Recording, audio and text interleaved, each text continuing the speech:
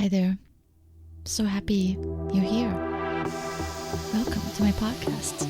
It's Quest for You, and it's episode 298. Don't we all wish we could focus better? Does it happen to you where you sit down, ready and motivated to work on the budget, the report, the presentation, or your blog post, only to find yourself 30 minutes later with a full Amazon shopping cart or somewhere deep down on a website reading a long article? We can blame the many distractions in our life that I often mention on my episodes and that I really just don't like. Our world has become a constant feed of information and entertainment. Everywhere we go, we are connected. This dawned on me when I started rock climbing and suddenly was out in nature more. On the ski slopes in winter, I never had trouble with the internet. I've answered work emails from the lift. But now I'm often really away from people. Ski resorts are unfortunately just that. Another outdoor attraction that needs to ensure its users can text each other and log miles skied on their apps. Now, however, I'm often in the woods, without service, and it's quite an unusual feeling when you spend the day without being connected to anything other than what's right in front of you. And then all the messages and alerts come through at the end of the day. However, I can say I'm still not completely disconnected. I take my phone with me when I climb because I want to take pictures. And while I take pictures, I am taken out of the present as I think about whom I will send them to, or what the tagline underneath will be once I post them on Instagram. It's a fact.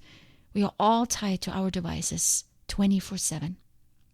Even if they're off, having them present keeps us on. With this bombardment of information overload, I think the word focus has changed its meaning. I recall times when focus was yelled at people who were daydreaming, lost in thoughts, seemingly not doing anything. And while I'm sure there is still some of that in our life, I believe that focusing now means more like pulling away from something that's non-essential. John Carmack said, "Focus is often a matter of deciding what things you're not going to do." To me, focusing has become equivalent to eliminating of distraction.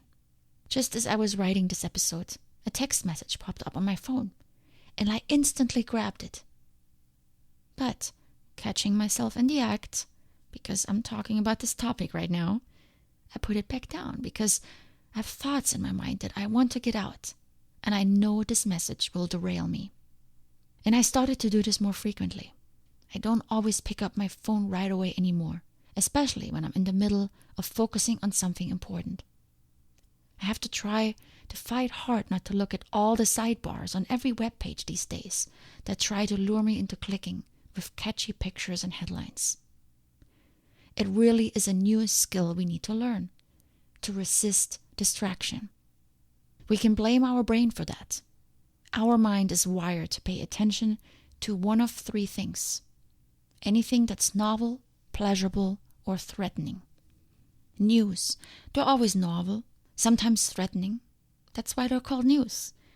Social media, novel and pleasurable. We like being connected, and we like being liked.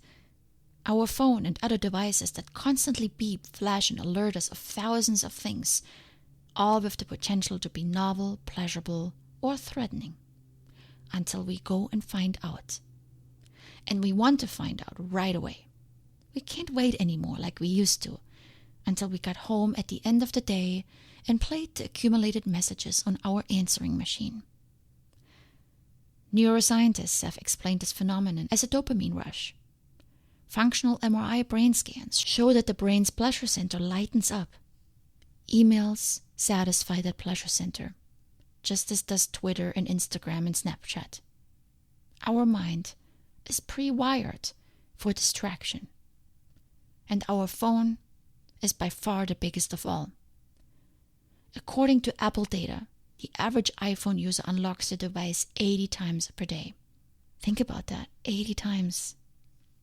Nicholas Carr, the author of several books, among them The Shallows, writes astutely on his blog, "The smartphone has become a repository of the self, recording and dispensing the words, sounds, and images that define what we think, what we experience, and who we are."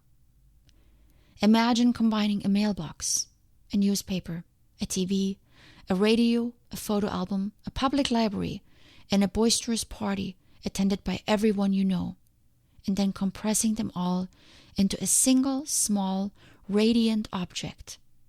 This is what a smartphone represents to us. The phone is the device that satisfies our brain's pleasure center. It feels good to check those messages that just came in. They contain surprise, and we all love surprises. Dopamine, a chemical. Blame it on that. That's why we like to check our phone first thing in the morning. Novelty is a magnet for our attention. It provides us with a steady hit of dopamine that we almost have to force ourselves away from, like an addict from a drug. I blame my phone for the sad reality that I read less. I used to end every day with a book in my hand, which then sometimes rested on my chest still the next morning because I fell asleep reading. And now it just rests on my nightstand because instead of the book, I grab my phone. And the story that plays in my mind is the same every night. It's too late to read and I'm very tired, so I'm just going to check my phone really quickly. Yet every night the story turns into a lie because I never just check my phone for a few minutes. By the time I put it down, I could have read at least 20 pages. It's ridiculous. It frustrates me even more now that I talk about it. So what's the answer? How will I deliver on the promise of this episode, titled Better Focus? Maybe I just meant it as a call out. You better focus, because we live in a distracted world. I'm just kidding. I wouldn't leave my listeners hanging like that, nor myself, because this episode is just as much for me as it is for you. We have to battle the distraction like an enemy. It's unfeasible to expect that we can tune them out. It's not realistic to start living without them. We need our phones, computers, and our Wi-Fi connections. They make life easier most of the time. They help us get stuff done much quicker than ever before. But we have to be responsible with them so they don't take over our life and control us, like mine does every night. This means we need to change our behaviors surrounding our devices. We allow them the space in our life, but not unlimited space. We give them time in our day, but not endless time. We use them, but not for everything. It all comes down to control, my friends. Willpower alone is not enough. We talked about this a while back. Recall that willpower is the fuel that drives self-control. And in order to minimize our reliance on self-control, we control our environment. We put procedures and habits in place that will take the thinking and decision-making out of the equation and run things on autopilot. This is hard, but only in the beginning. Once we've made it a routine, we get used to it, just like driving a car. To begin to rein in control, start by engaging your brain. So much activity with our phone is completely subconscious. We grab it, we check email constantly without expecting anything. We hop around between apps and we scroll randomly just to see what catches our eye. These are the lost moments of our day where we don't manage our attention. It's okay to have them, but we need to be intentional about them. So let's choose what to focus on beforehand. When we just kind of focus on whatever comes across our screen, whatever is latest, loudest, most pleasurable, and threatening around us, the most important tasks will never get finished. For me, the most important thing at night before sleep is reading. It's not Instagram. In the morning when I wake up, I want to do yoga and meditate and not check my phone. Decide what is most important to you during your day. Choose what you focus on and then prepare accordingly. Eliminate as many external and internal distractions as you possibly can. An object of attention that in the moment is more attractive than what we ought to be doing. In the moment, when I lay down in bed, tired and ready to unwind, Instagram will always be more appealing to me than reading a book. It's less work and it's more novel and flashy. In the moment, when I stand in line waiting for my coffee, pulling out my phone will always be a sexier task than making an effort to connect with a stranger in front of me. Yet, these are the things I really want to be doing. I want to build connections and I want to read more in those very moments. So we need to plan and eliminate the distraction ahead of time. I can leave my phone in the car, for example. I'm only at the coffee shop for a few minutes. I don't need the phone, and I've done that. But at night, much harder. I often turn on airplane mode, but usually not after I scrolled Instagram for 20 minutes. I could do it prior to even laying down. I could put the phone out of reach as well, or in a different room. I did buy a small manual $10 alarm clock so that my alarm is not an excuse anymore. It's the same principle that we talked about before when it comes to following a healthy diet and exercise regimen. It's all about preparing and controlling the environment. And it's about focus. Hyper-focus on the things that matter. What matters to you? What do you want to do with your time and ultimately with your life?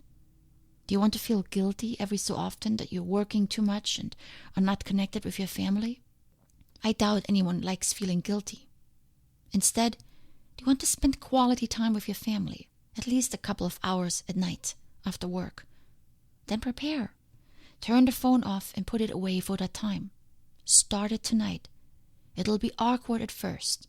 You may forget it a couple of times. But soon, you will follow through when you see how happy it makes your loved ones that you are present. Do you want to feel miserable every night over that breakup that you cannot seem to get over? Or instead, do you want to work through it and get better and ready to date again? Then focus on activities that will help you with that. Scrolling your ex's Facebook feed randomly at night will not contribute to this cause. Shut the phone off 2 hours before bed and instead exercise or meditate. Both will leave you feeling so much better, I promise.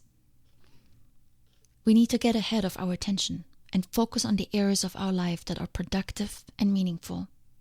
This means getting hold of the things that prevent us from living the life we want to live. In this age of distraction, it may be necessary to reiterate every day to ourselves what it is that matters. We need to remind ourselves constantly to focus on the things that are important to us, because our brain quickly zeroes in on the next shiny thing. Be clear and define for yourself what it is that you want, because it matters. And then define the complementary activities that support those things. Time in nature for me is important, but it also helps me relax, refresh, and recharge and be more productive as a human being when I return to my responsibilities. The same applies to exercise. It's not a means to an end. I don't want to make a living exercising. I simply enjoy it and need it. It's a means to be successful in other areas of my life, like my health, my energy levels, and my overall happiness. Analyze where your attention goes. Is it on your work, your passions, your purpose? Or is it in no man's land, wandering and wandering aimlessly without guidance? Or your first 45 minutes in the office spent reading articles online you didn't even plan on reading, and that didn't add any meaning to your life? Then you lost valuable time that you probably could do something better with. Plan your attention. And this does include some downtime because we all need it. But that downtime is planned as well. For you, it might be the 30 minutes before sleep where you check your feeds. And now that I just finished preparing this entire episode in little over an hour because I was super focused without any distraction, my text message from earlier is still unread on my phone. In fact, there are 4 now from the same person. I now feel ready to read them and not only quickly scan them, but give them my full attention and draft a thoughtful and meaningful response. The deeper we are able to focus, the better we are able to manage our attention, the more productive and meaningful our life will be. I wish you so much success with this, and please reach out with questions if you have them.